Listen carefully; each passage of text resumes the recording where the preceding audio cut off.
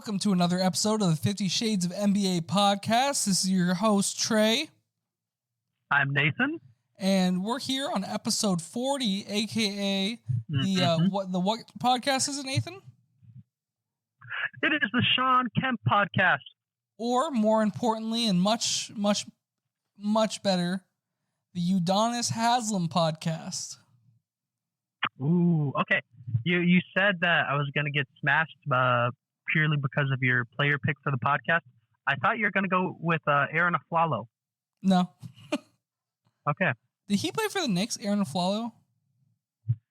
Let me look you up, Aaron. You check that out. This website provides the information. You know, it's been 2 weeks since I will say, it's been 2 weeks since we've done the podcast. We just kind of needed this time to recharge. We had some Alaska trips. We had some Sioux City, Iowa trips. You know, you tell me which one's cooler, but we have to cover a lot here. We're covering the NBA draft and we're covering NBA free agency. It's mostly done at this point. All the big names are kind of gone. I think waiting on a couple. The best shooting guard left is Austin Rivers. So it's not looking great. Tough. That is tough for any team who has yet to make a move or still needs to make serious moves. Oh, like the Sixers? Yeah, like the team that signed Montrezl Harrell to a contract after he let them go from the player option. I can't believe Montrezl Harrell is back in Philadelphia. I'm very shocked too. I was excited about it last year. I remember, but all for nothing.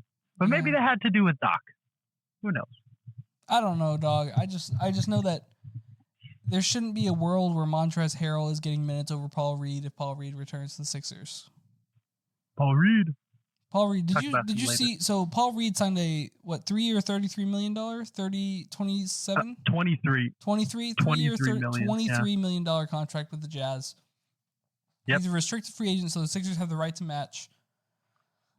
Which they should do because that's a great deal for a Paul Reed. But did you see what the option is, like the special thing in the contract? Oh, something with like team success? Are you referring to that? Yes, I am. Yeah.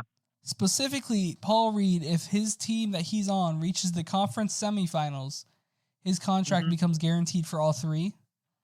And if it doesn't, his contract's only guaranteed for 1 year. Yeah. Something that definitely wouldn't happen if he's on most likely wouldn't happen if he's on the Jazz. They probably won't make the second round of the playoffs. Not as currently constructed. But in Philadelphia, it's the only thing we can get to. So it's like if Philadelphia is signing on for 3, but the Jazz would only have to sign on for 1 to mess with them. Yep. So I think it's a really funny contract, especially since it's Danny Ainge, that piece of human garbage. Man, he's been great to us so far. No, he's been great, and I'm sure Danny Ainge is a nice person, and he's a really great GM, at least in asset accumulation specifically.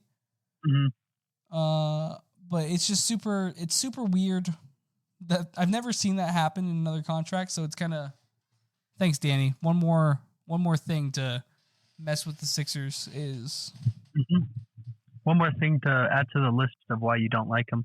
Yeah, pretty much. That being said, Philadelphia would be stupid not to match that. Such a good deal. Indeed, they would. It's such a good deal. Yeah, I mean, his 4.5 minutes a night, he was averaging way better numbers than what he should have. He was not playing 4.5 minutes. I don't have him pulled up in front of me. I don't know, bro. I don't know. I will look it up for you. Saw that on a tweet. It was not 4.5 minutes. He was playing.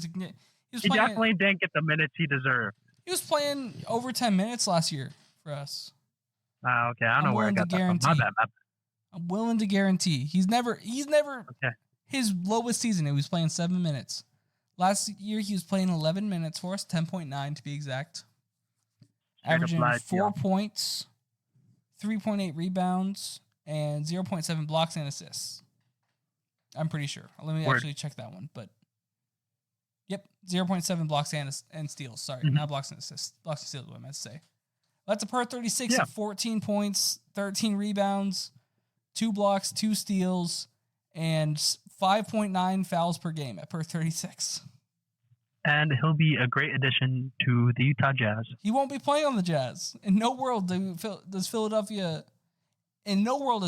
dumb enough to not sign Paul Reed. Debatable. But Debatable. it was actually recently to be determined. It was Paul Reed's birthday. I don't know if you knew that. About I did not. 20, when was his birthday? 24 days ago, something like that. I wrote an article about it. Okay. It was titled "Happy B-Ball Paul Day to All."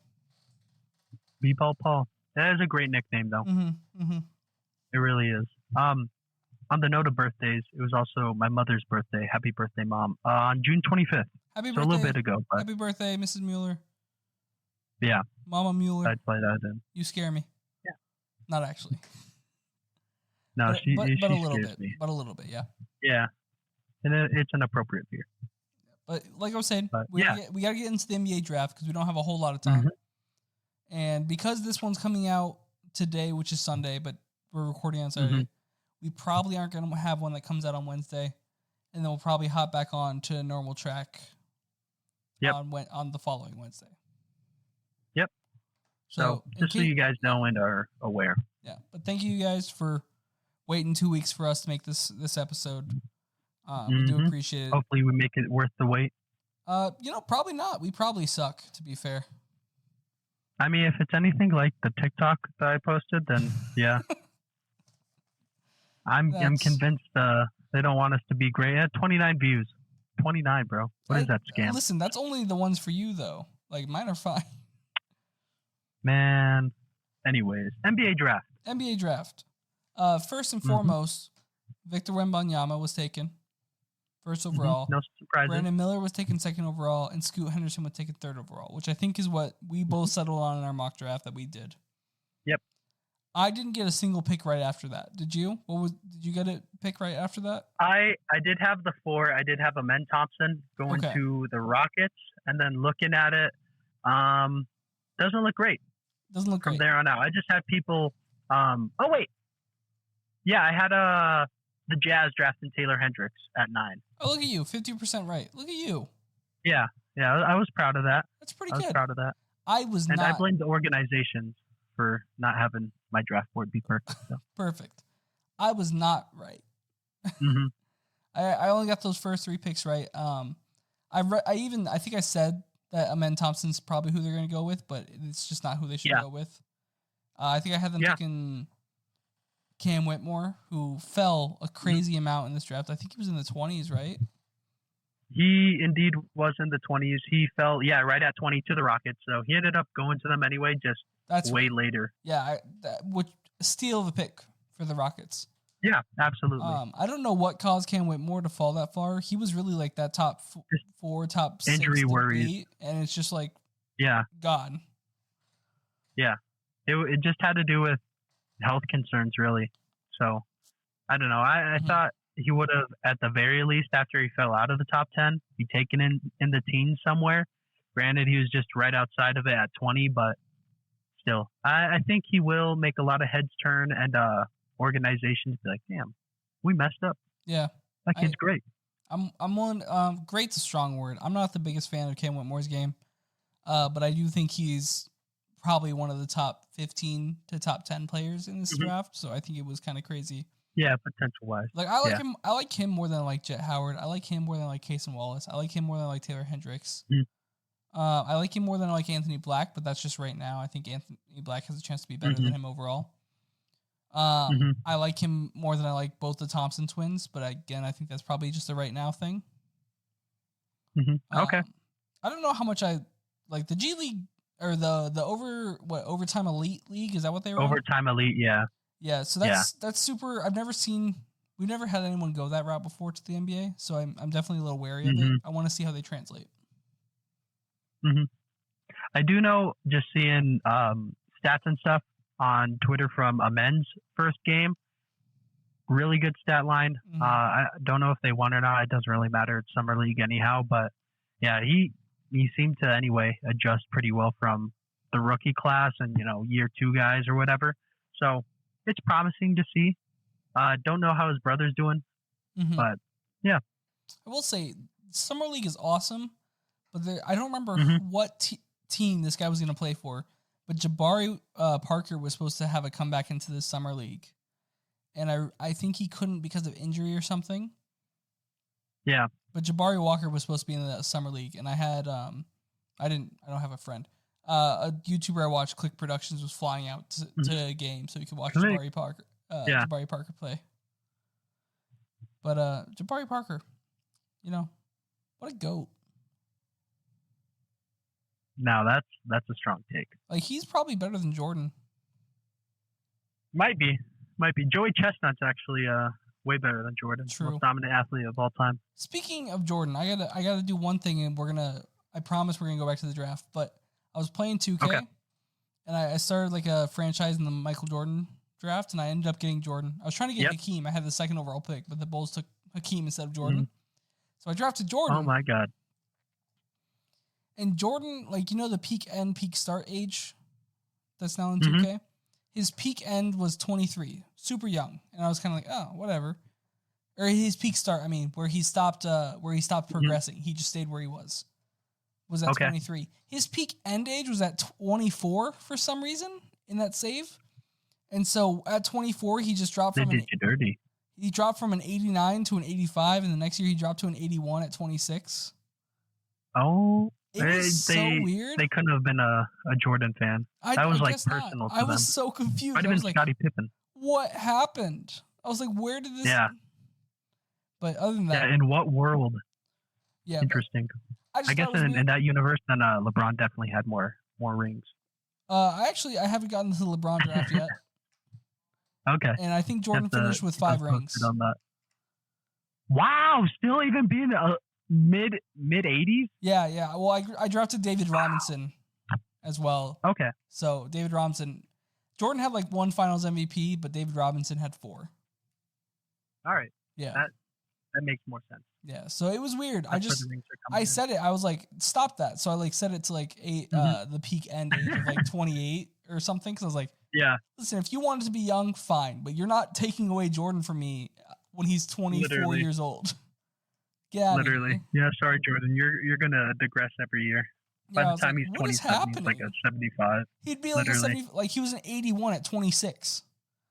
That's ridiculous. He 100% would have been like a 75 at 27. That's personal. I was just like, what is happening? Personal right there. But yeah, the 2K don't do that. Oh my gosh. But I thought it was super cool. I thought it was interesting. I was like, oh, I guess Jordan won't be the GOAT. I made him the GOAT anyway, but still. But going back to the NBA draft, because I just got lost there with my whole 2K explanation. Who did you love out of there? Because, some of them have had great, summer leagues. Some of them haven't, like Victor, who people were calling a bust. Already. It might be a little bit of a homer pick, but Keontae George at 16. He just finished, again, it's Summer League. He just finished the Summer League game with the Jazz over the Clippers and dropped 30.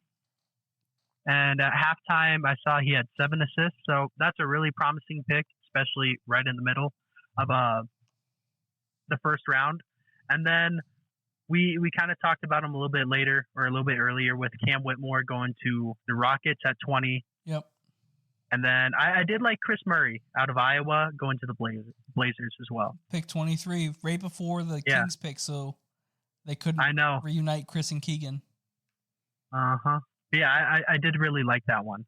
And then, again, I did like the Heat, their pick at 18 with Jaime out of UCLA. That dude is a bucket.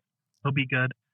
And then just looking at the rest of the top 30, no one else really stuck out to me as far as draft position and talent, if that makes sense. But yeah, that's what I got for you.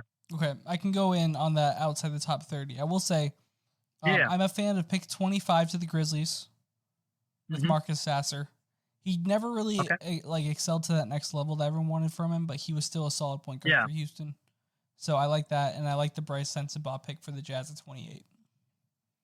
That's what's up. And obviously, I'm in love with the Jarace Walker pick to the Pacers. Yep. And he definitely. What do you call it? I think I had him going. Yeah, I had him at 5. I had him at 5 as well. He only dropped 2, but still. Or I messed that up. He dropped 3, but still. I was looking at the. I wish we had like a live video that they could look at because they would have seen me. The puzzling faces, the facial expressions alone, I think that go on in this podcast are at least click worthy. We're robbing them. We're robbing them of some content here, but that's okay. We got to keep some for ourselves. So exactly. I'll go into the second round on some guys that I really, really, really, really loved. First and foremost, pick 38 was Jordan Walsh. He went to the Celtics. Well, Kings trade to Celtics. I think that was an excellent pick. I think Jordan Walsh is very, very real NBA level defense. He reminds me a lot of Matisse Thybulle, except in a stronger frame, I feel like. So that's a really good pick. I like the Leonard Miller pick. Pick 33. He went to the Timberwolves from the Spurs. It's not my favorite pick, but Leonard Miller is going to be a very solid NBA player for a minute. And then we can really get into players that I've gone deep dives onto. First and foremost, pick 41. The Charlotte Hornets took Amari Bailey. If Jaime Jaquez hadn't been at UCLA, I feel like Amari Bailey 110% would have been a surefire first round, maybe even a lottery pick. Okay, wow. I think he's so freaking good. He has a really weird 3-point jump shot. It's the weirdest in probably the league now, where it looks different every time. Like, he has a fully different form every time he shoots it, man. And I swear to God, I don't know how, but he's like a 40% shooter in college. That's hilarious. His defense, he has a super quick body. He can cover basically any driving guard. He can keep up with perimeter players. Very real defense. I think his finishing ability is solid. I think he over dribbles a lot, which is why I think he fell to the second round. And then also he was a fourth scoring option for them. And I feel like he wants to score the ball. Apparently he was also in a famous reality TV show, which I learned while researching him. Yeah, I don't know. Interesting. It was like following Amari. It was like raising an NBA star, and it was Amari Bailey was the person. So I don't know. But I think he kind of reminds me of Charlotte. Big Baller Brand with LeVar, how they had their reality TV show. Except they were way bigger than this, obviously. But I love Amari Bailey, and I think him going to UCLA, going to a real hard school, really spoke a lot to the person that he was. Because instead of going to some G League night or Overtime Elite League as that star person of hey, look at me, I'm already on a reality TV show and I'm already a big star and everyone already knows my name. He went to a place where he was going to be the fourth offensive option, where he was going to just have to know his role and do his role. And I think that probably did a lot for him. I think he's going to be a lockdown defender. I see him a lot as DeAnthony Melton for the Sixers. Okay. A 3-point shooter with some of the best guard defensive instincts in the entire league. So I love that pick for the Hornets. The next one I really, really love in the second round. This one is super biased, but the Clippers drafted Jordan Miller from Miami. Love this guy. Love Jordan Miller. He's played, I think, 3 years for Miami. He was 2 years for a different college, George Washington, I think. Yeah. I was listening to a podcast, and they were talking about Jordan Miller the other day. And apparently he redshirted for half the year, his freshman year at George Washington. And then they took away his red shirt about halfway through, and he was averaging 10 and 7 immediately. Super weird. Weird thing. Love that for him, though. And then he's a very good defender. He improved his 3-point shot a lot his final year at Miami. He helped them make their I think it was a Final Four appearance. But, call me a fake fan. I think it was a Final Four appearance. He also helped them make it to the Elite Eight last year.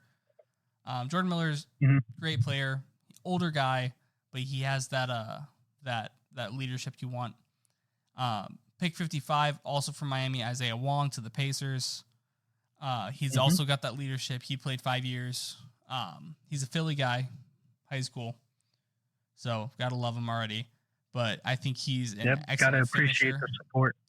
He's an excellent finisher. He's super athletic, super fast. In every interview I watch of him, it looks like he's reading off a script, and he's really not. He just is he talks like that, and it's probably my favorite thing in the world. And then my final steal of the second round here is pick 50, Keontae Johnson. He ended up going to the Thunder. Keontae Johnson was a really big feel-good story. He had an option to So he played at the University of Florida, and then he took something happened on the court where he collapsed on the court. Basically, was like medically was done. Probably they had to get him to the hospital. He had to have CPR. He almost passed away on the court. It was super scary. And then the next year he came back to Florida, and he was basically like a coach type player. Mm-hmm. I don't think he really played that entire time. And then he finished his degree at Florida. And then he ended up having this option, and it was like a $3 million thing with the NCAA where he would just never play basketball again, but would get $3 million. Instead, he transferred to Kansas State and took the college basketball world by storm. He was excellent at Kansas State. He put on a lot of muscle while he was away. So he's just a big guy. Like he is, I think he's well over 230 pounds, if I remember right. Okay. He's shot like 45-50% on catch and shoot threes last year. But I also think he only took like 2 shots that weren't catch and shoot threes. Yeah. You know what? That's okay. Can't really make small his own sample shot. size. But... He likes to drive to the basket a lot. He lowers his shoulder a lot, and he gets a lot of charges called against him. But he has very real defense. He can play he can defend 2 through 4 probably because he's so strong. I love the way he plays the game. His catch and shoot is super real. It's super fluid. I just really enjoy Keontae Johnson for the Thunder at pick 15. I like it. Oh, and Chris have Livington. A question. Oh, give it to me. Okay. So it's a guy who, like, a couple of years ago in high school was, compared to, maybe being the next Kevin Durant. I hope you know who I'm already talking about. Bates? Amani Bates. Amani Bates. What are your thoughts about him? Yeah, going to the Cavs at 49. So Amani Bates was someone I got excited about a lot for the 76ers.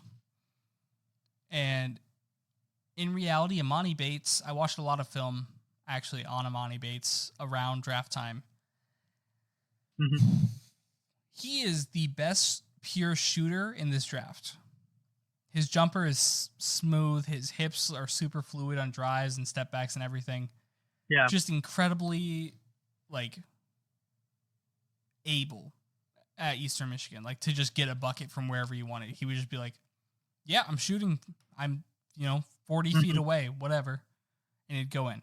Yeah. His step backs, his dribble moves. He plays like he's literally just a full blown, he's in a pickup game sometimes.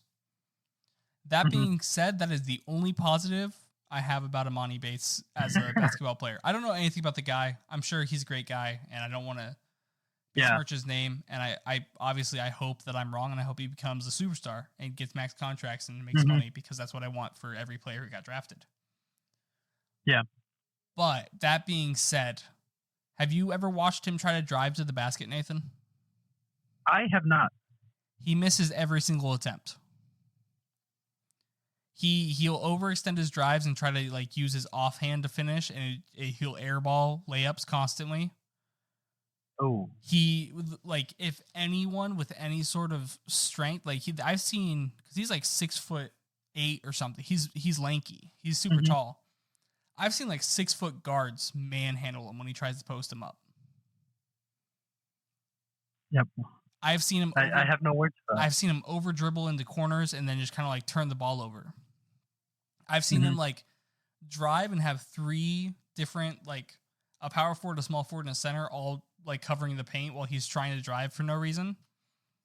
And he just refuses to pass the ball and tries to finish with his offhand, which he can't do. He can't finish with his right hand, but he also can't finish with his left. I on defense, atrocious. I think is how you say it. Non-existent.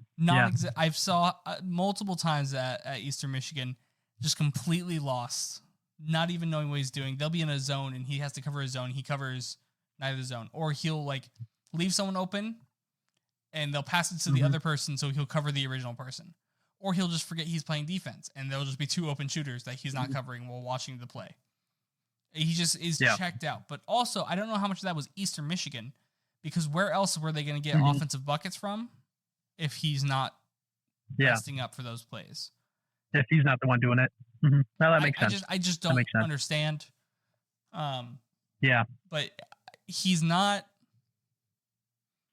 good. Like, I've seen point guards who are 6 foot drive to the basket on him and just bully him.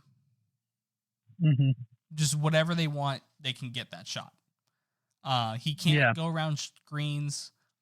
He doesn't try to go around screens. He can't go under screens because that's too much effort sometimes on defense.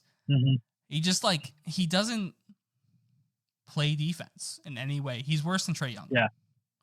I think Trey Young, if they were like playing just ones instead of ones and twos, I think Trey Young would beat him in a game of 1-on-1. It's that sense. Like, I think Trey Young would manhandle this man on defense.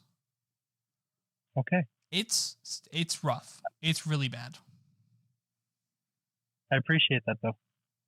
I really do. Yeah, I actually by the end of the time of watching Amani Bates' film, I was very set on the Sixers not drafting. I was happy when he went to the Cavs and not the Sixers. There you go. I respect it. If they just sit him in the corner and he just takes threes, they'll go in. But if they don't have him do anything other than that, or if they give him the feel that he can do anything other than that, it's over. Like, he's not going to do anything. That's fair. That's fair. But word. Yeah. I did see something just, again, on Amani. Granted, sources questionable, but they made a video on him and sat there and watched it for a couple minutes. But they're like, the person recording it, he's like, I don't feel like he's evolved his game since he got all the hype all those years ago. And they would just do little clips and like highlights, or in this case, low lights, to kind of prove the argument. And like, man, he genuinely hasn't changed a thing. He's the same player from where he was in like in his early teens to where he's at right now, coming out. He's the exact same player he was at 16, which is still better than we ever will be ever. Oh yeah, absolutely. Yeah. And then again, kind of on that note, I do feel bad for him because he did get a lot of hype. He's coming out, at such a young age, and you would just hope that doesn't get to young players, but maybe, in his case it did. I don't know the dude. I don't know his circumstances or anything like that, but it is something you wonder about. Yeah. All right. Good draft coverage. Since the Summer League has kicked off and we're in full effect of it, we're going to look at some of the Summer League performances. I know the first one that kind of took a lot of the NBA community by storm was Brandon Miller's debut, and he put up 18 and then 6 fouls and 7 turnovers.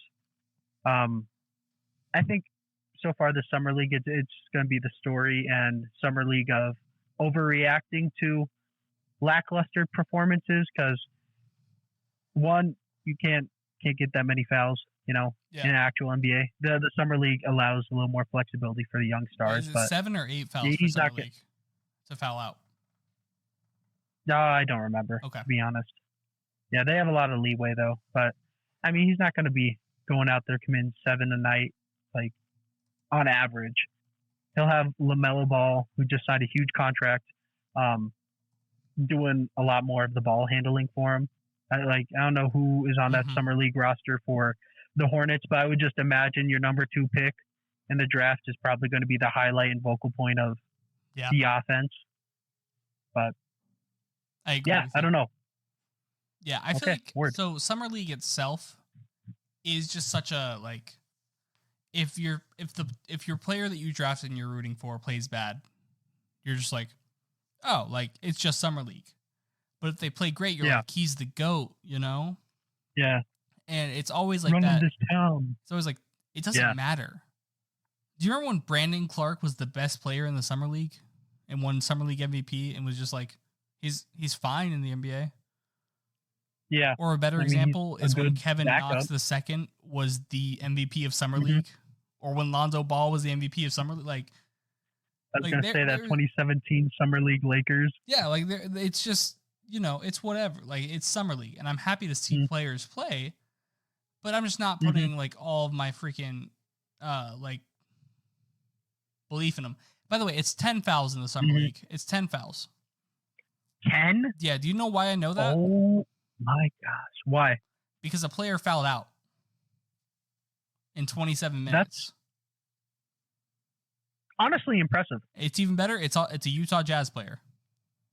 Who was it? Agbaji. Oh no, I love him. I do too. But yeah, 27 minutes, 10 fouls against the Sixers the other night. That's so bad. It's really funny. What are you doing?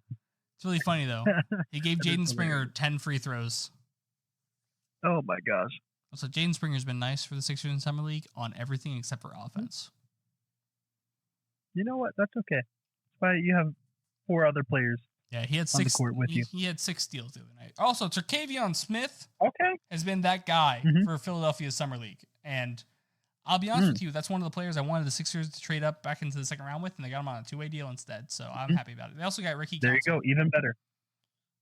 Ricky Council. Okay. Yeah. So is that also another 2-way deal? Yep, another 2-way deal. So I'm happy about it. Also, Filip Petrusev finally came over from wherever he was playing. I can't remember where.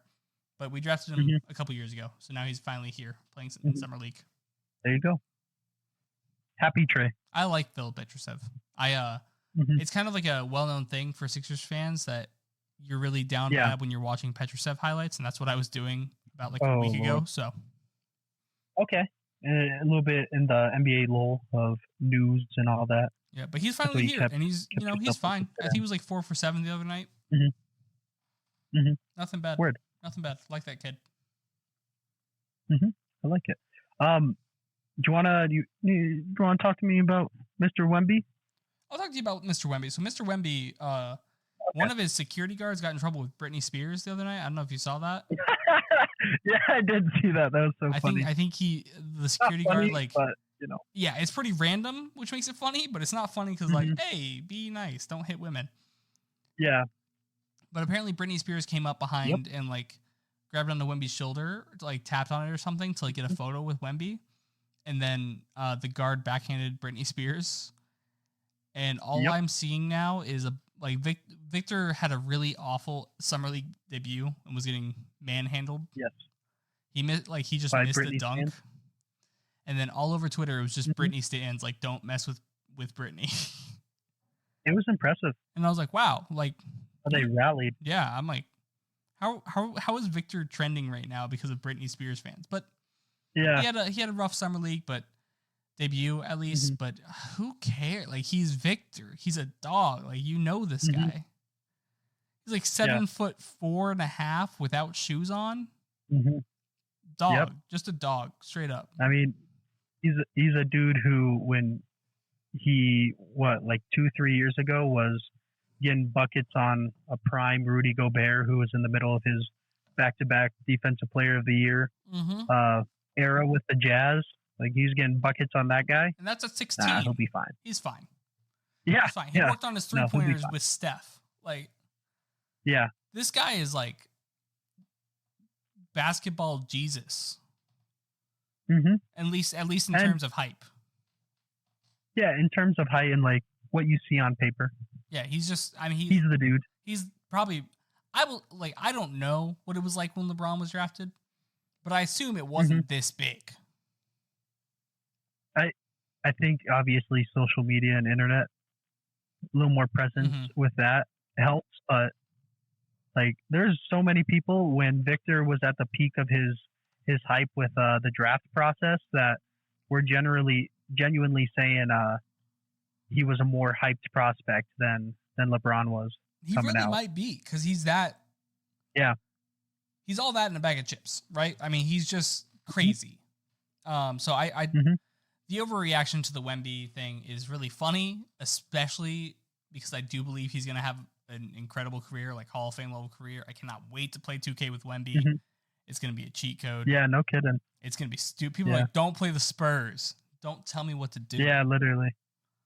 I'm playing the Spurs. You want me to play a team who was the worst league or worst team in the West? I'll drop 50 with Keldon Johnson, 70 with Victor Wembanyama. What do you got, dude? A bucket. Devin Vassell will drop 2, and I'll still win. There you go. Yeah, I think that's going to be a fun team to watch. I think probably the thing I've been thinking about the most is how insanely just how incredibly the Spurs have won the DeJounte Murray trade. Because they didn't trade for the pick that they used for Wemby, but they basically did, because without trading DeJounte, they wouldn't have had odds for the first overall pick.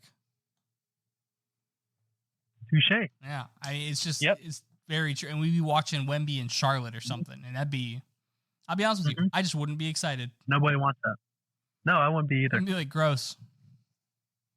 Rooting against Wemby. I think a lot of that, we've talked about it before, comes from the Greg Popovich effect, right?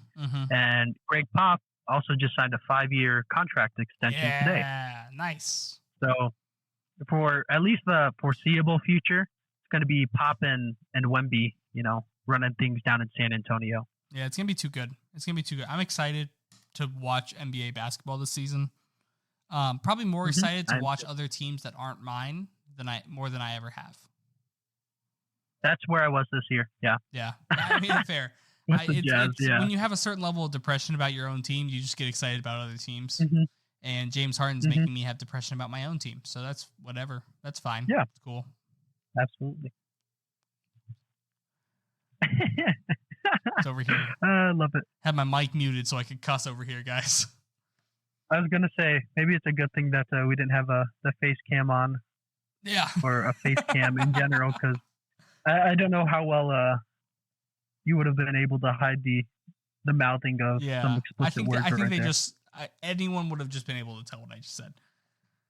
Yeah, absolutely. But at this point, you guys can just take a guess. Also, it's 11-11, Nathan. Make a wish. I wish for Wemby to have a long and successful career that in 5 years is in Philadelphia. Okay, I like it. Mine's a little more shallow. I just want the Jazz to win a championship before 2030 or by 2030. I would like Philadelphia to win a championship before I die, and that's about all I care about. Okay, fair enough. Respect that. That or the Titans. I would accept one or the other. I would take the Jags too.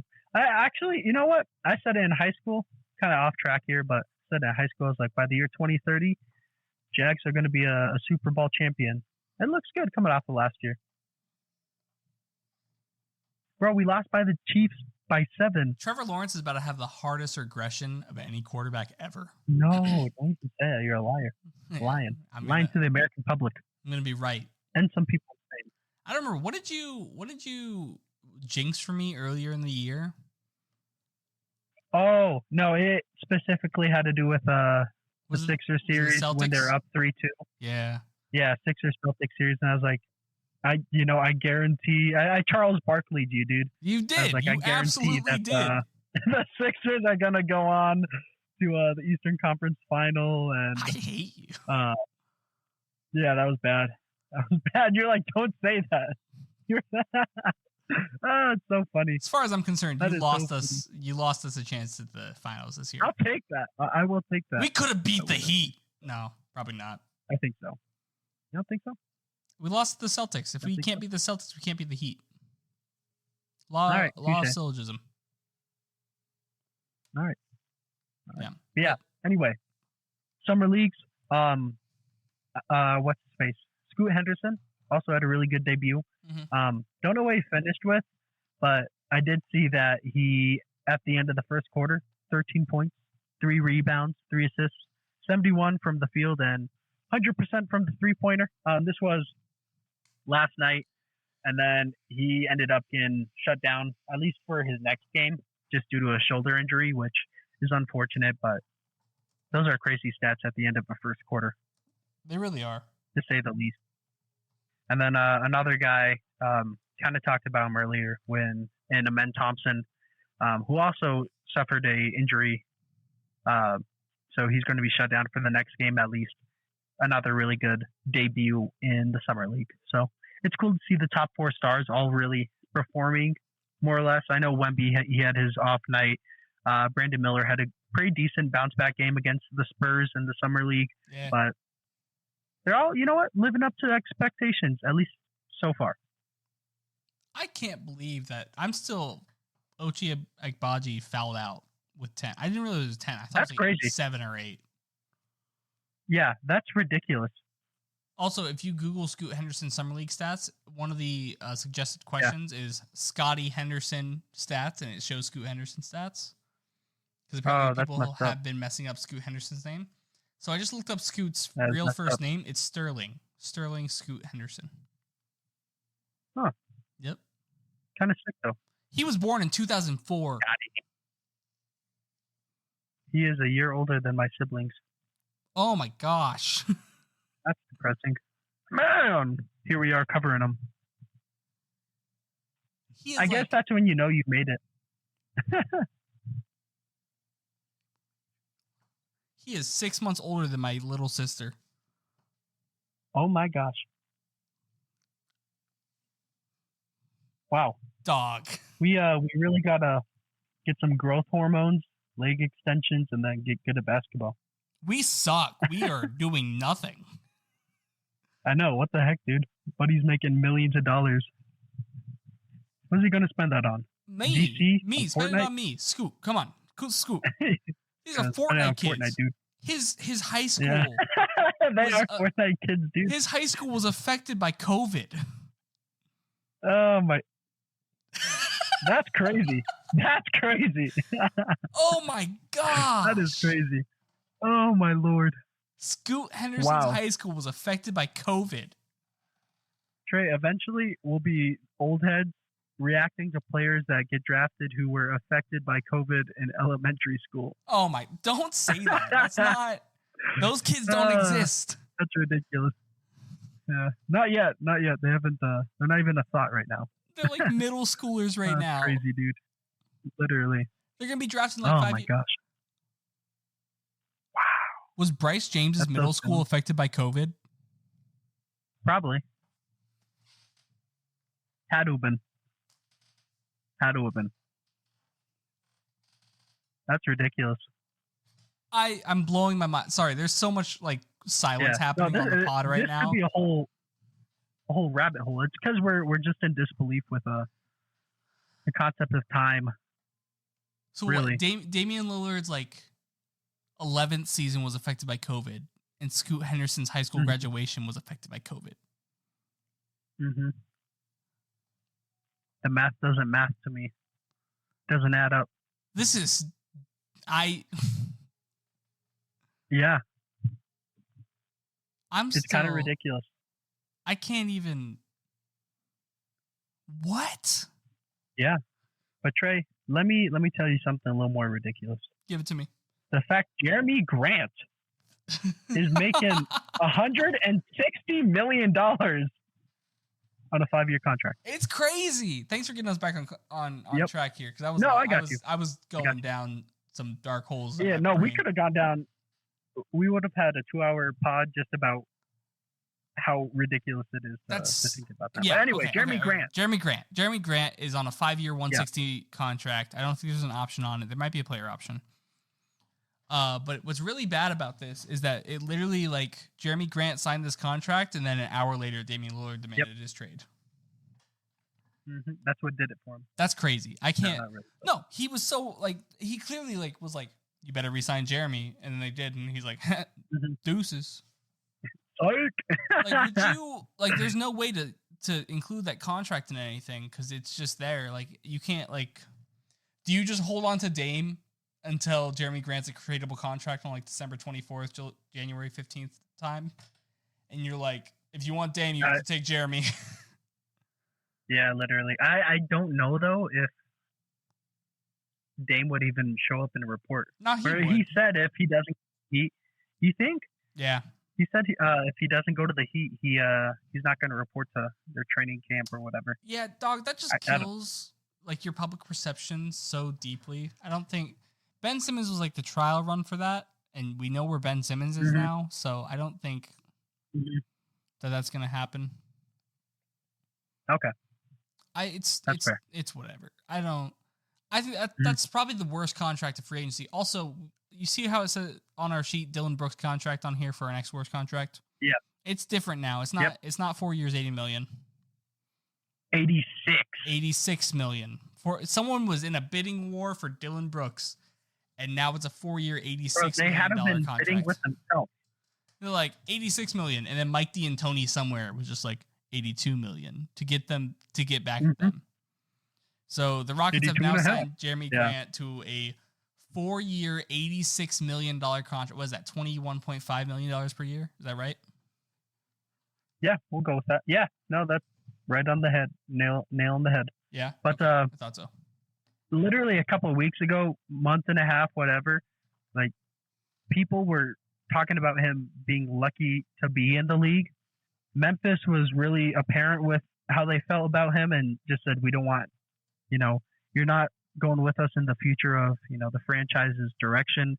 And after they got bounced in the playoffs, his stock was so low. So I was expecting anywhere from the range of 10 to 15 million.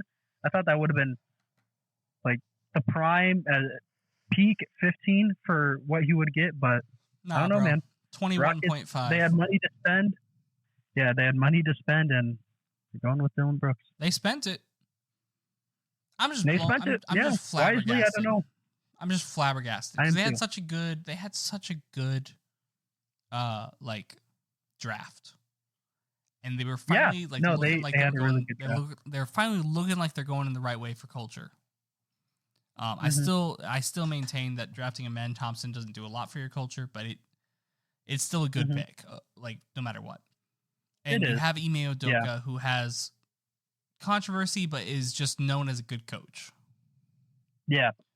Yep. Got the Celtics there to the championship, lost to the Warriors, but what are you going to do about that?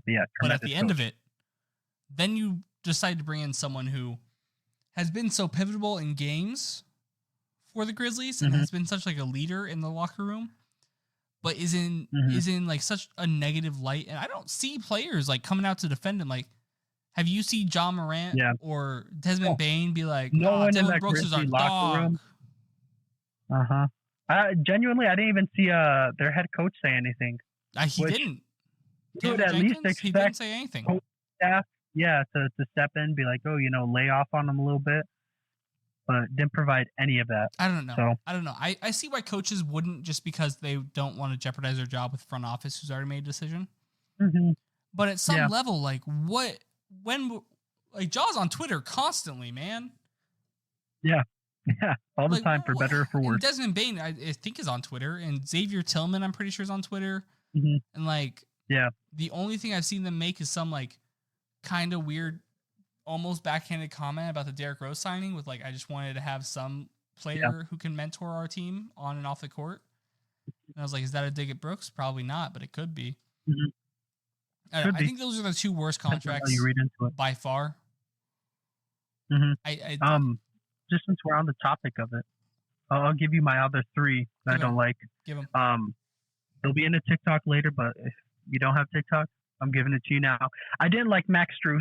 Again, 4 years, 64. It's a lot of money. Especially coming off of his finals performance. I don't know why you would look at him and say he's that level of a player. He had a good playoff run. I won't take that away from him, but I question how much of that actually had to do with the system. And, we always talk about it, but the Miami Heat culture, how much he benefited from it, as opposed to, who he is as a player. Him getting that much money is crazy. He had two nights in the finals where he put up donuts. He put up Nathan Mueller numbers in the scoring stat sheet.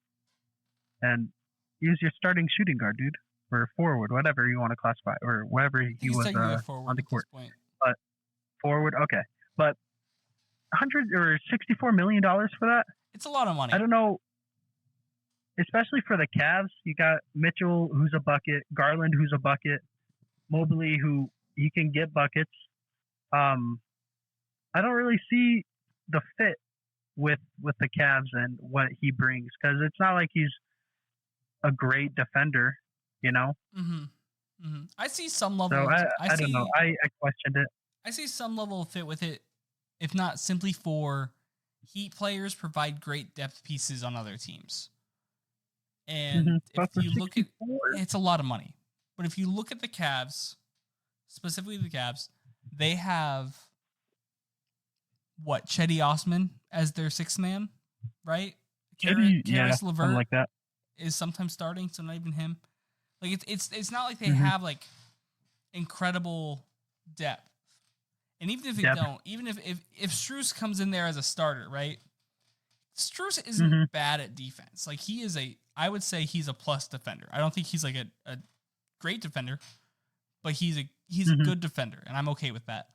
He also has the ability to hit threes, which I like.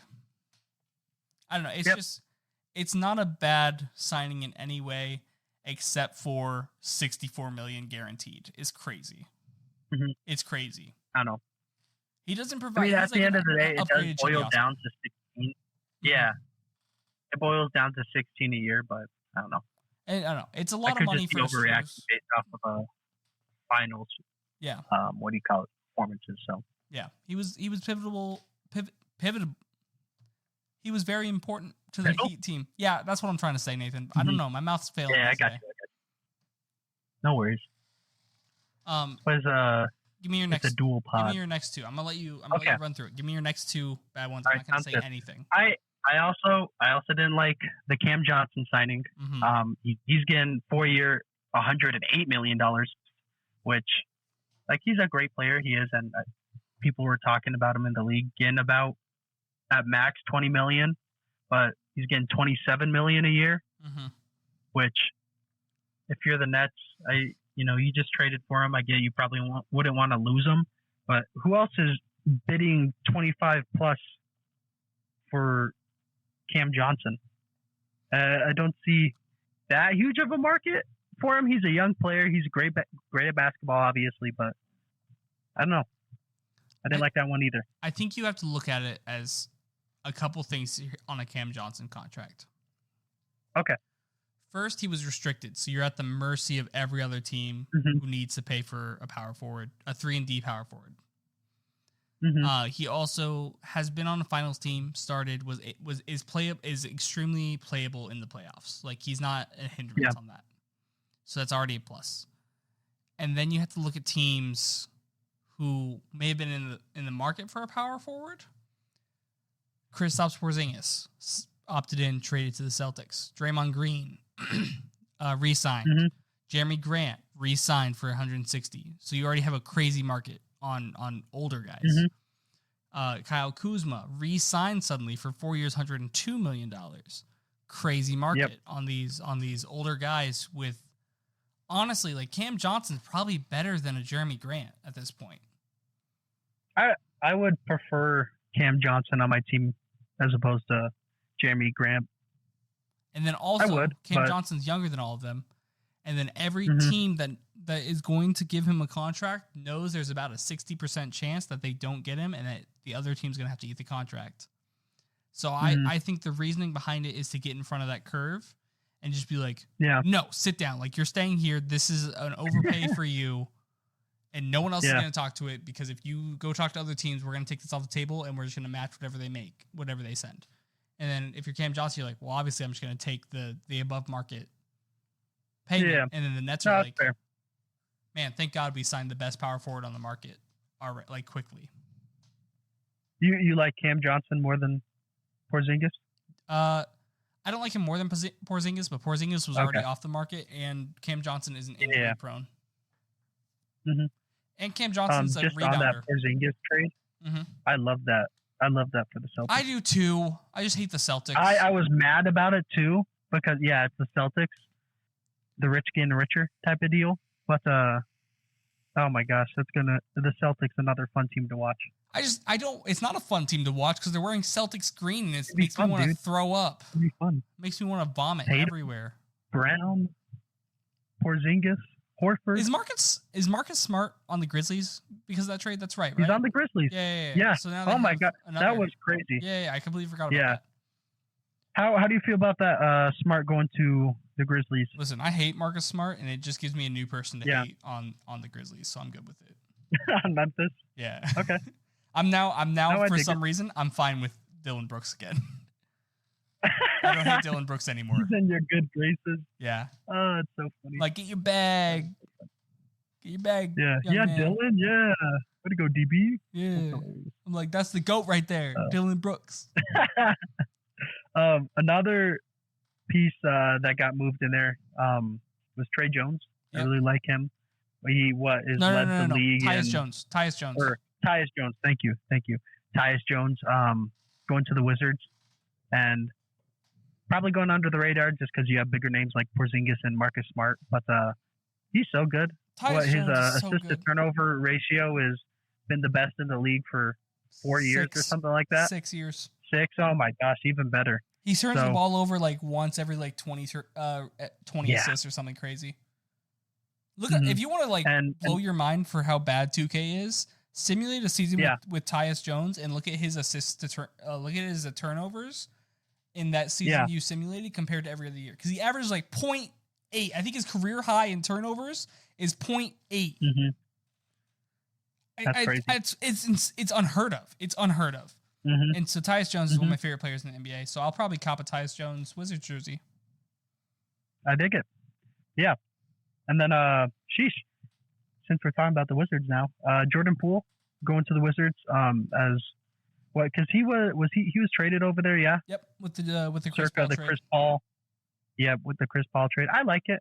Good change of scenery for Poole. Yeah. And obviously they made their decision, keep Draymond on the team, and it wasn't going to work out again if Draymond and Poole were on the same roster. And even Curry, there's snippets going around when the news did break just about the visual frustration that he would have with Poole at times, just with him being a young player, lack of experience, whatever you want to chalk it up to. Talk it up to. But I like the look in Washington with Jones joining him in the backcourt. But no, it'll be good.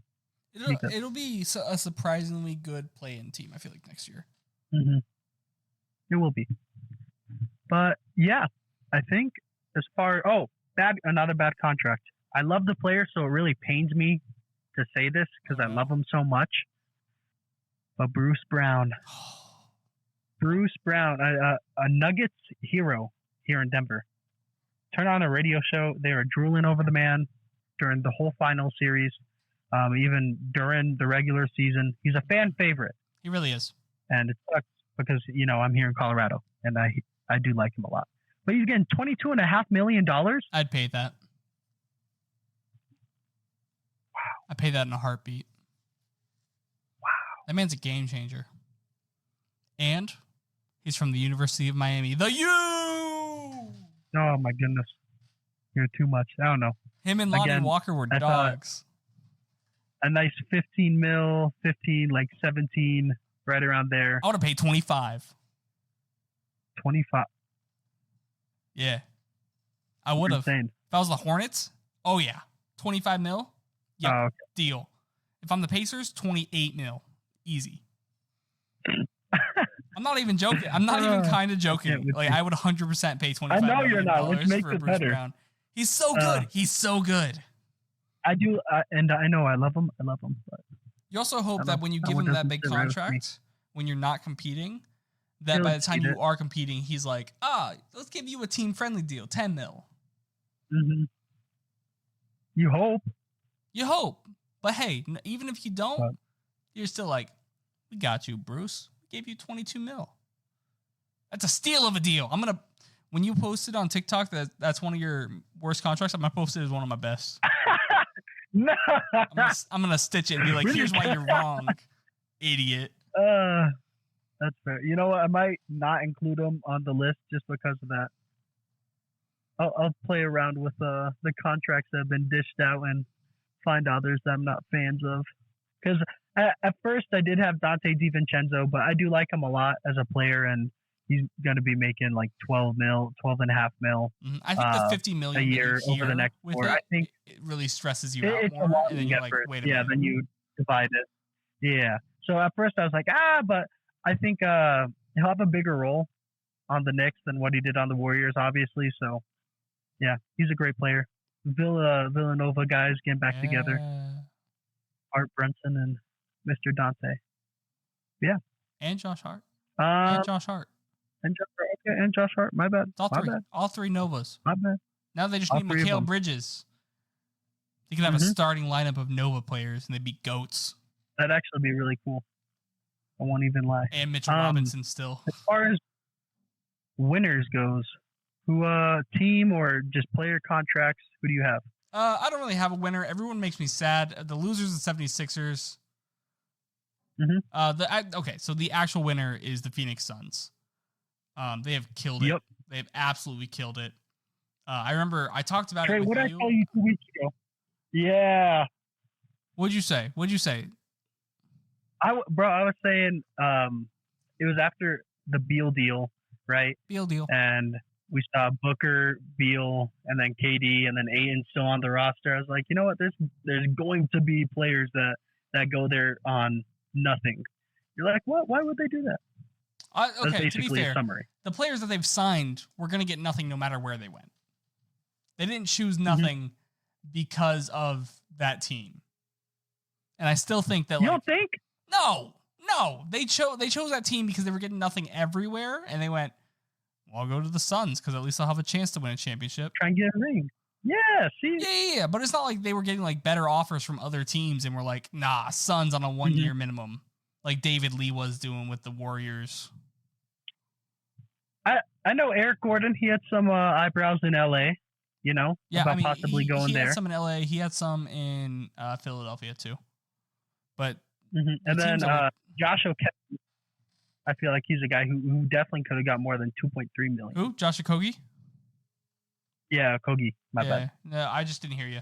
I don't think so. Josh Okogie is not a great basketball player. He's just like a good rotational piece, I guess. He wasn't getting more than that minimum deal. Best chance, maybe he got like a $4 million. He could have gotten a $4 million if he held out to like this point, but there's no guarantee. Yeah, Suns. I think the best. It is a great winner because they signed so many freaking people, dog. Like they signed Damian Lee and Terrence Ross. Re-signed both of those, and then let me see what else they signed. They signed Keita Bates-Diop from the Spurs. He is a great defensive power forward who can hit threes in 2K, which is about all I know from watching him because I haven't watched a lot of Spurs game. I just know I always get him in 2K because he can come in and just play excellent defense. They signed Yuta Watanabe, one of my favorite players in the NBA. Yes. I still think it's racist that the Nets never sold his jersey in the States. That is messed up. Yep. I would have copped that. I tried. I almost actually placed an order at NBA.uk because that's the only place I could find it. And then they signed who else? They signed Josh Okogie and they signed someone else too. Drew Eubanks from the Trailblazers. Yep. It's a bunch of players who weren't going to get deals, major deals, who weren't going to get probably above that minimum. I think Yuta is probably the only person who signed a deal with the Suns when he probably could have waited for a significantly higher deal. And I think that one I'm going to chalk up to Kevin Durant because they played together in Brooklyn and Yuta likes Kevin. That Brooklyn connection. So I think it's that. Yep. Also, do you remember when Kevin Durant went on record and was like, I'm playing with Bruce Brown. What do you expect from me? Now Bruce Brown's making $22 million. Yeah, bro. Get out of here, Kevin. Yeah. Okay. Bruce Brown, DeAndre Jordan, and who was the other Nets guy who kind of got the ring of the mill for that? Trying to think. Not remember. But all right, but yeah, definitely those two former, Nets players that didn't pan out in Brooklyn got the ship in Denver. I thought that was pretty cool. It's pretty cool.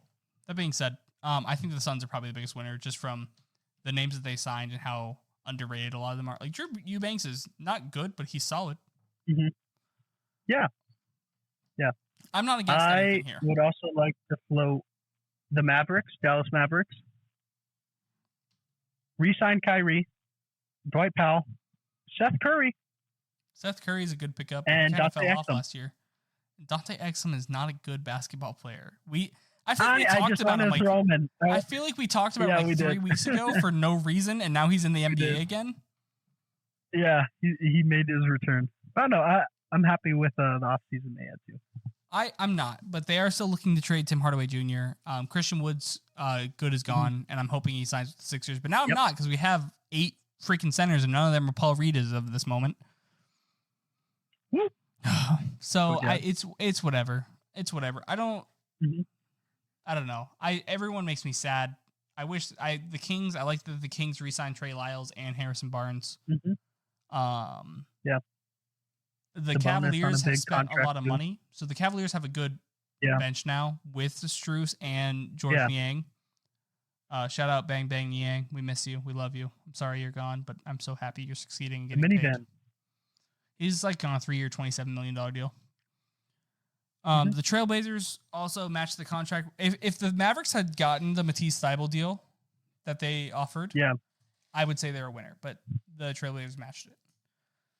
That's about all I got, honestly, for winners. I think the Warriors have made a curious offseason. I feel like Chris Paul is just a new D'Angelo Russell that they're going to hold for trade bait. If, assuming they play out the season with Chris Paul on the roster, I don't know if I like it. I don't know if I like it. I don't think they're going to. I think if they do that, it's an L. Unless they win a chip. But I don't know. I'd agree. I don't know how I feel about it. What about the Bucks? What about the Bucks re-signing Middleton, getting both the Lopez brothers, and then Malik Beasley as well? It's a good offseason. It's nothing special. I don't see they didn't change their team that much from their team that lost in the first round.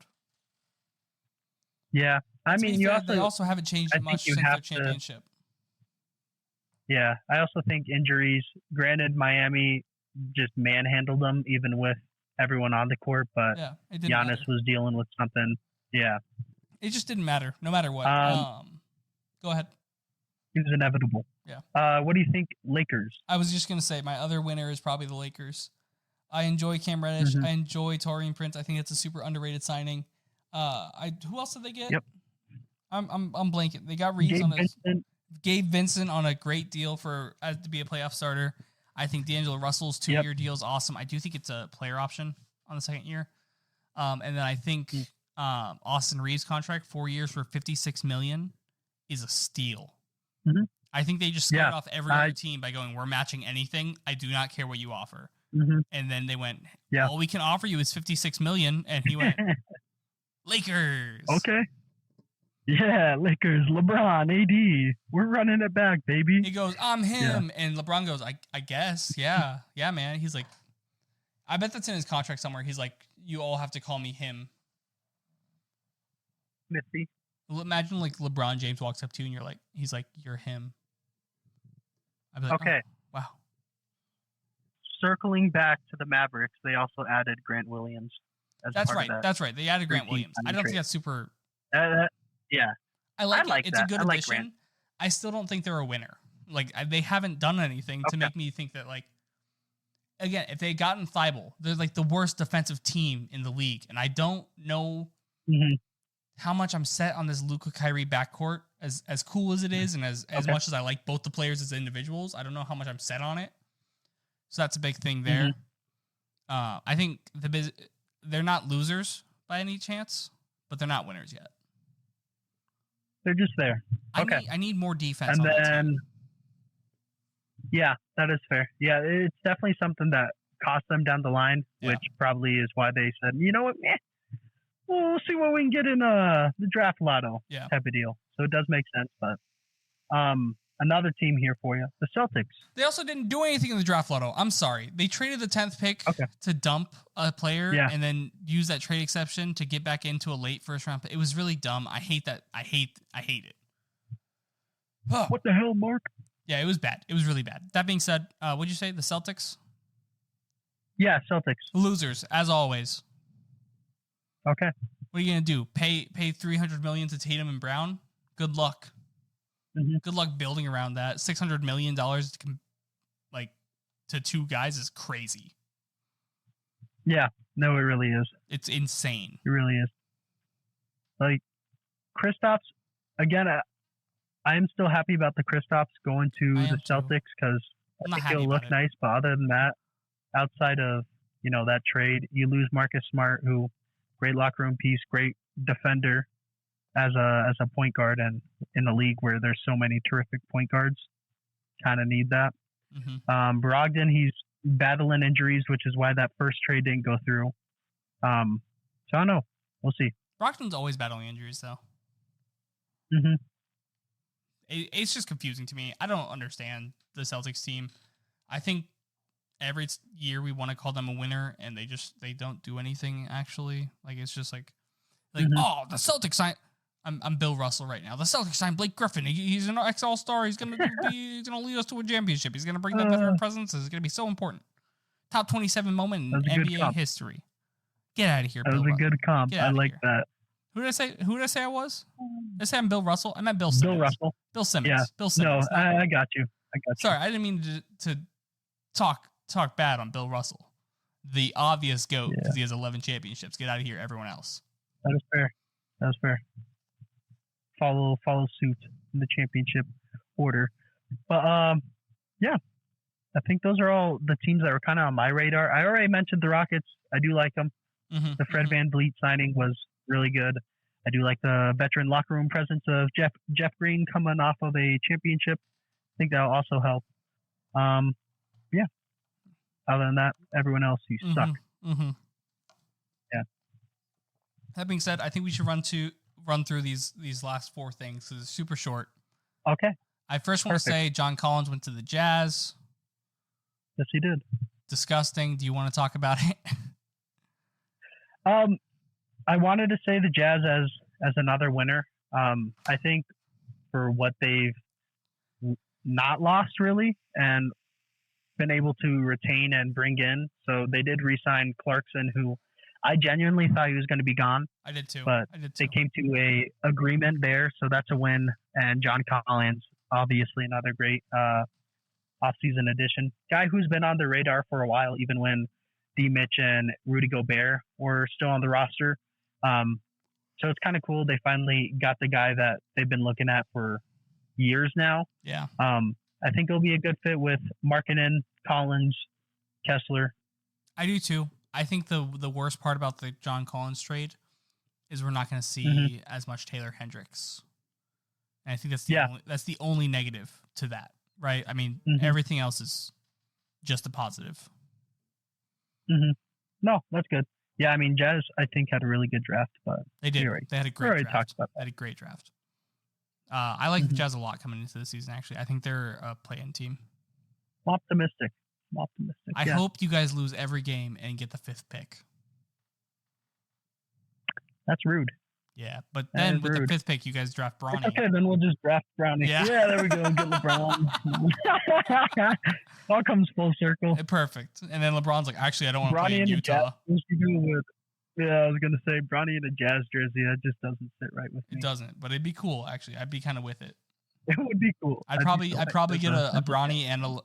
I would be happy to get the opposite of whatever. If you got a Bronny jersey, I would get a Bron jersey, and then we could rock them together at the game.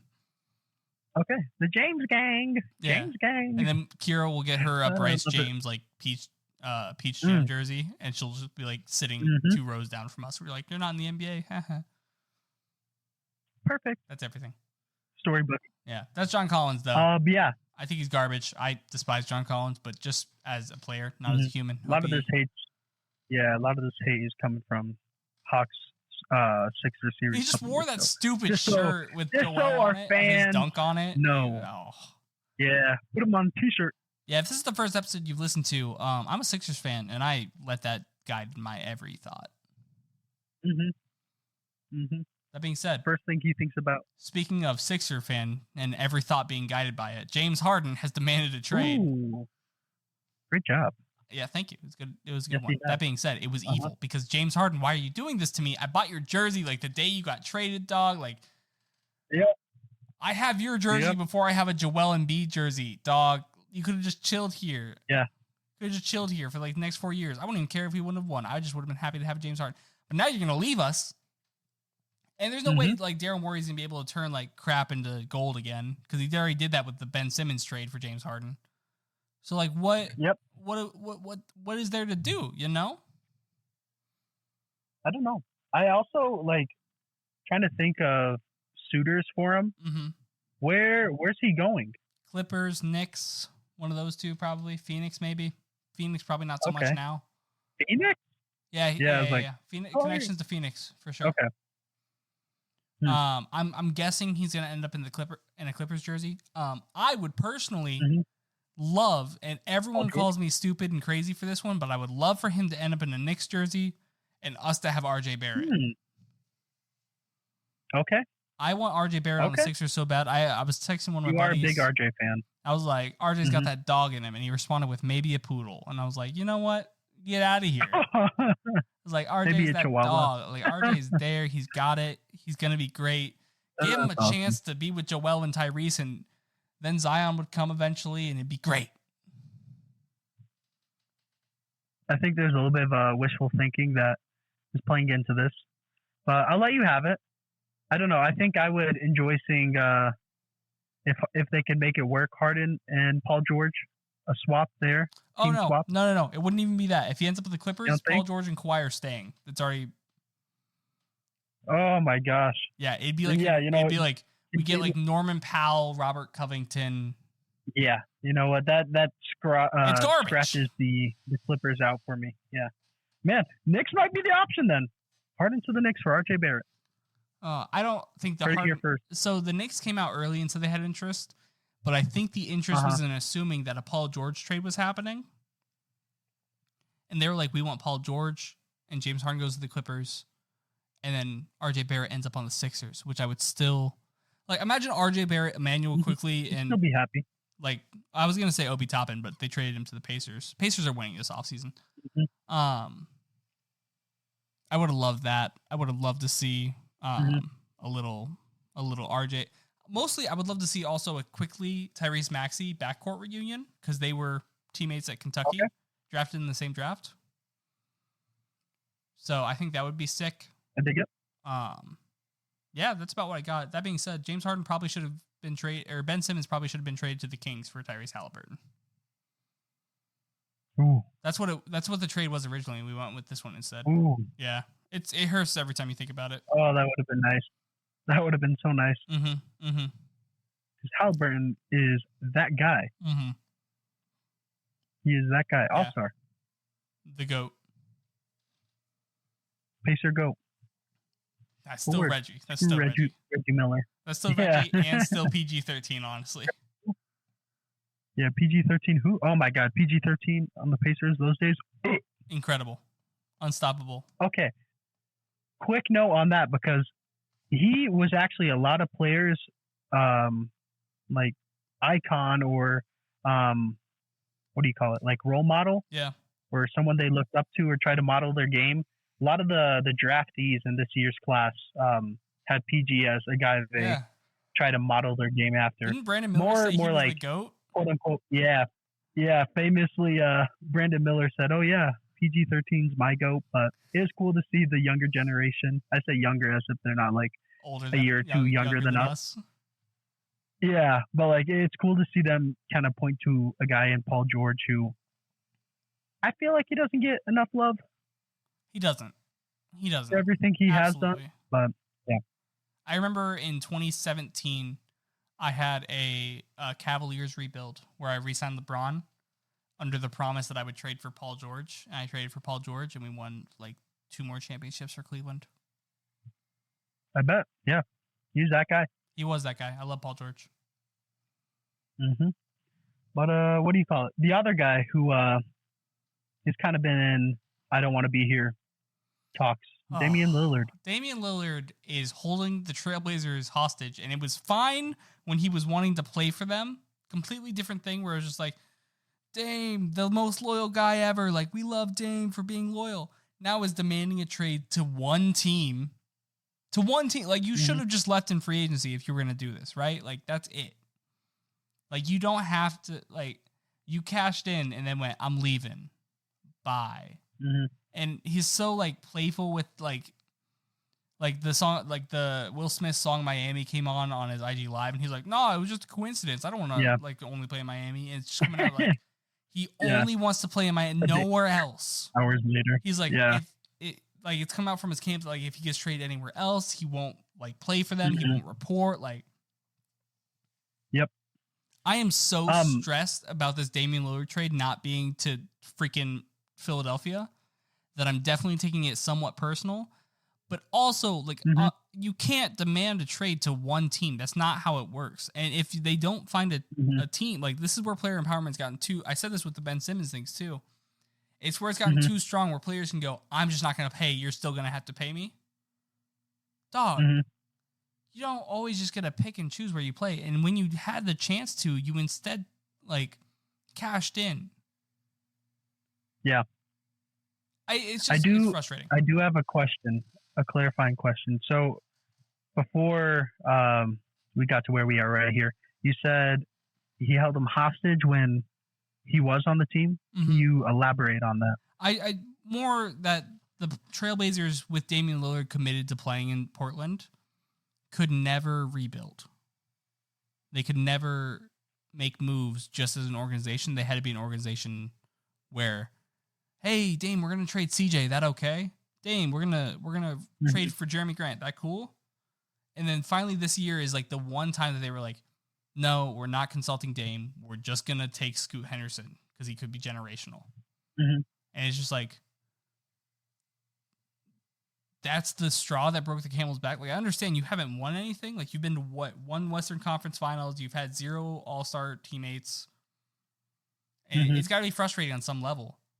But also, I know for a fact they're consulting him on every single one of these trades. And, like, you guys didn't put together the package for Ben Simmons. You guys didn't do the things, like, that it's just, because the Trailblazers had Dame, and Dame was so willing to play and keep playing for them, they could never do a rebuild. Ever. And it's just held the team back. I appreciate that. I'm going with a different approach. I'm not mad at it. I really am. I'm not. Mainly because, you did just lay out all that stuff. They traded CJ, traded for Grant. They couldn't really make a lot of the other, quote unquote rebuilding moves that other organizations have, but it's because you have, a top 10 player on your roster that up until this year has been very verbally, committed to the team, committed to the community. Like, without Dame, those 11 years, oh my gosh, we would have been looking at Portland as what the Hornets are, pretty much, like as a organizational comp. Yeah, no, they would have been a bottom feeder, and he has given, I think, a lot of leeway with the organization by letting them try and go through some of these growing pains with the younger players they draft with Sharp, Simons, my bad. And earlier this year, he's like, I don't want any new young players to be drafted. Like, I'm so tired of, he didn't say I'm so tired of it, but he's like, it's not going to get me to where I want to be, and he, at the end of the day, he does want to win a championship. Every player does. Absolutely. I know. I think just because of the time he has put in, the commitment, he hasn't said one bad thing about the Portland organization. He's been radio silence as far as, trade talks and all that up until, this point. I think it's admirable. It's definitely admirable. Because of that, I'm not mad that if he has one place he wants to go after giving 11 years of service, putting the team quite literally on his back for all 11 years, why not just give him what he wants? Yeah, but at the same time, if you're asking, because what jumpstarts a rebuild when you have to trade a star player? Draft assets and young players. Do you know how many picks the Heat can trade? He got nothing. The Heat can trade a 20, he's got to throw in another. They can throw in a 20-30 pick. Do you know what young players they have to trade? Jaime Jaquez and Tyler Hero, who's already on a max. That's about it. Like Nikola Jovic as well. Do you see though? So like it would have to. It's going to be a 3-team trade regardless. So Hero getting shipped out to wherever that third team is, and then the third team sending picks to the Blazers. How many picks are you going to give for Tyler Hero though? Man, I'd say at least 3. Maybe 2. There's someone out there going to give 3. Maybe 2. Bro, I wouldn't be 2 or 3. I think that's good though. I think with the new CBA, where it stands right now. I think with the new CBA, it's they're not going to trade picks like that anymore. And so he's demanding this trade after the CBA.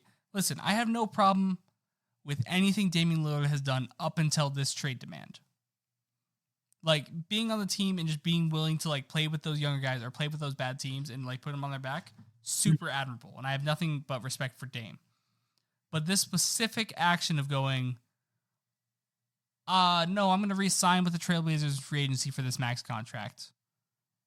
And then I'm going to demand a trade because they can offer me the most money. But then I'm not going to give them the chance to actually have a full rebuild because they've already traded some of their picks away for Dame to keep him here. And then on top of that, it's just like,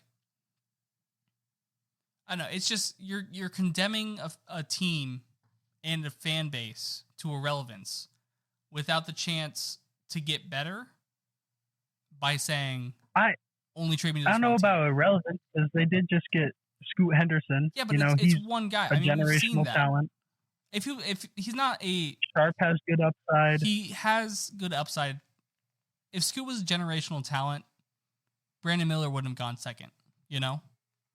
I think the Hornets are just dumb. I also think the Hornets are dumb, but there are other teams like, yeah, I would take Miller over Scoot. Like that.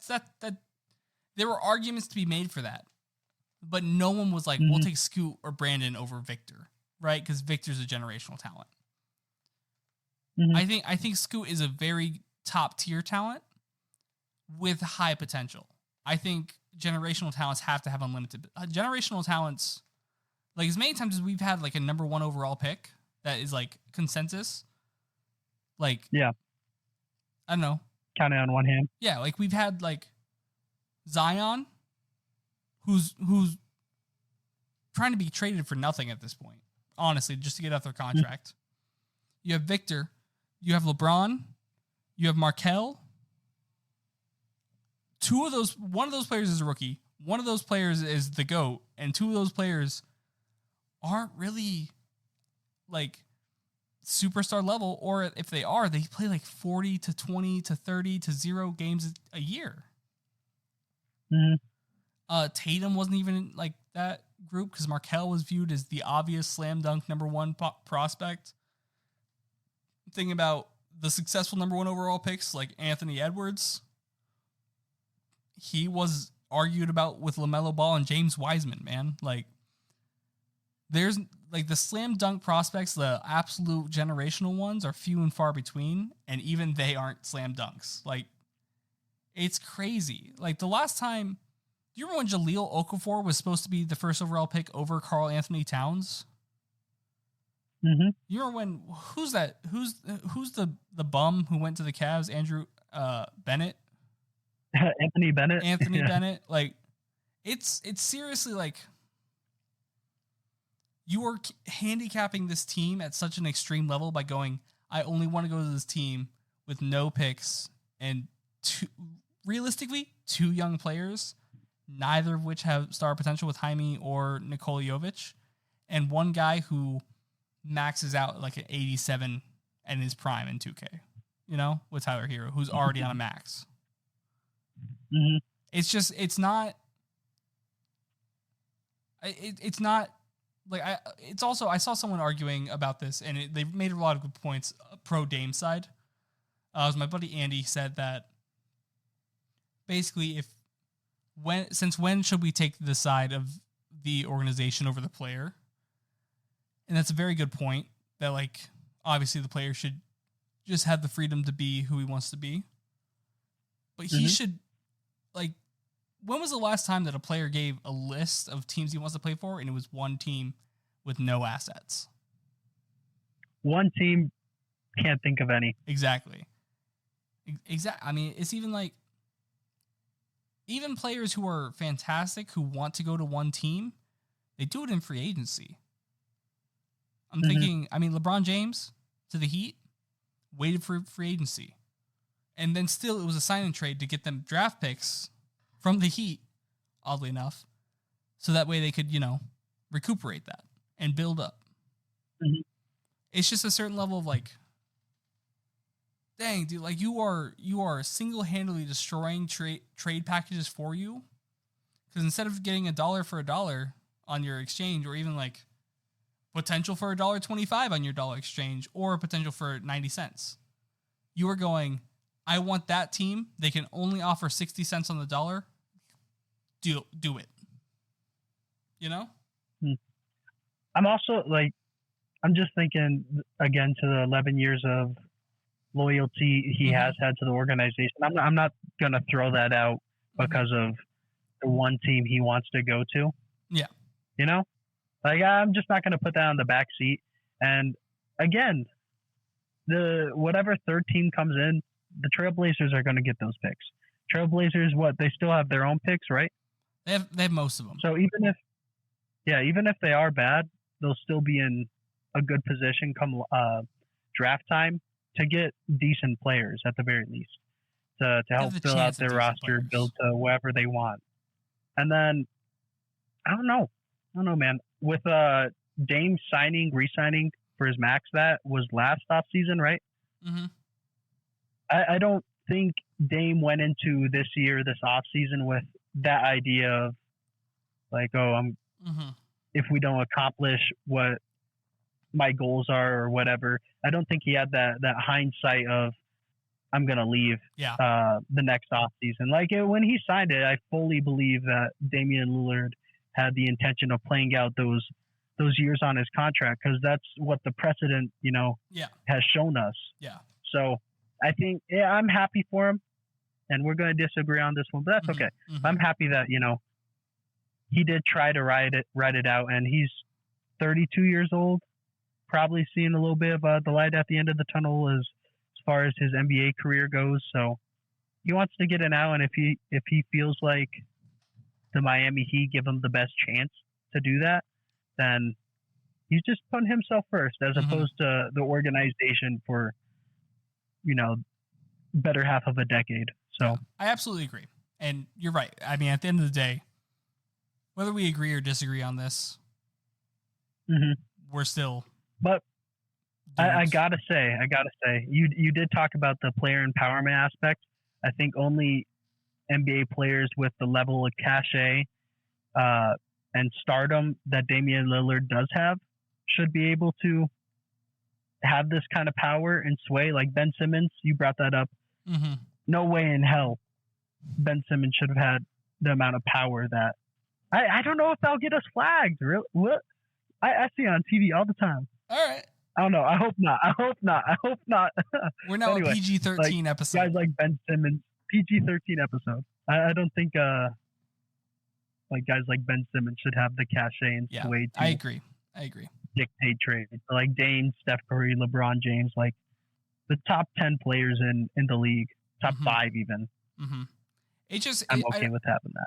I don't think I'm upset with Dame. I think I'm just upset with the precedent of going, I want to play for this team and it not be your free agency. That's fair. Because we have seen it a lot, just player movement, star movement with, I don't want to say ultimatums, but ultimatums. And it doesn't, like you said, doesn't make it better that it's only one team on the list. So at the end of the day, though, I think we both agree that Dame had a fantastic career in Portland and he was the embodiment of loyalty.